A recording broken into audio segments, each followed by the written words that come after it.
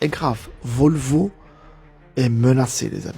Oui, la dernière usine de production en Belgique, Volvo, Gand, qui est la survivante de toutes ces usines qui ont fermé. Oui, parce qu'il y avait Audi Bruxelles qui a fermé, Opel Anvers, Ford Genk, Renault Vilvoorde. Je peux vous en citer comme ça quelques usines qui ont fermé en Belgique. Et là, Volvo aujourd'hui est en train de résister. Et je vous le dis, bientôt, ils vont fermer. Comment ça va se passer? C'est très simple. Dans un premier temps, ils ne vont plus renouveler les contrats. Donc les départs naturels, les pensions, les maladies, etc., départs volontaires, ne seront pas renouvelés. Ensuite, ils vont annoncer un licenciement massif. Donc il y aura un petit bain social qui va être affiché dans les médias. Oui, Volvo licencie 500 personnes. Vous allez voir, vous allez entendre bientôt, vous allez voir. Et donc il y aura des négociations avec le gouvernement, il y aura un levier d'urgence qui va être appliqué, etc. Mais ça ne tiendra pas. Les amis, ça ne tiendra pas. À un moment donné, Volvo va décrocher et va se délocaliser en Afrique. Regardez aujourd'hui le Maroc, qui est devenu le pays du distributeur numéro 1 automobile pour l'Europe. Stellantis, Renault, tout ça, ils sont installés au Maroc, les amis. L'Algérie aussi commence à devenir à produire de l'automobile. Il y a Fiat qui est bien implanté.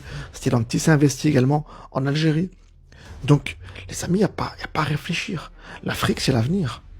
Et donc, les producteurs, les constructeurs automobiles, eh bien, voient la rentabilité. Si les charges sociales coûtent trop cher, si le prix au mètre carré coûte trop cher, si les taxes communales sont chères, si les restrictions européennes coûtent de l'argent pour l'usine, tout ça, les amis, vous mettez ça dans une enveloppe de comptabilité, le calcul est vite fait. C'est vite fait, il n'y a pas photo. La renta n'est plus là, les amis. Ça ne marche plus. La Belgique, la France, l'Europe, d'une manière générale, pour les industriels, ça coûte trop de pognon. Il y a encore quelques pays qui tiennent la route, comme l'Espagne, la Slovénie, l'Italie, où il y a encore moyen de produire là-bas, où la main-d'œuvre est encore assez raisonnable, où les assurances pour le personnel, parce qu'il faut savoir quand vous engagez quelqu'un, eh bien, il faut l'assurer. En Belgique et en France, c'est hors de prix. C'est des 1 500 euros l'année, l'assurance pour un employé ou un ouvrier. Plus sans compter tout ce qui va avec, tout ce qui est autour. Les ONSS, les cotisations patronales, les charges sociales. C'est la folie. Et je vous le dis, mettez cette vidéo dans les favoris, vous penserez à moi. Il n'y a aucun média qui va vous l'annoncer. Mais moi, je vous le dis, cette usine, les amis, elle est en sursis.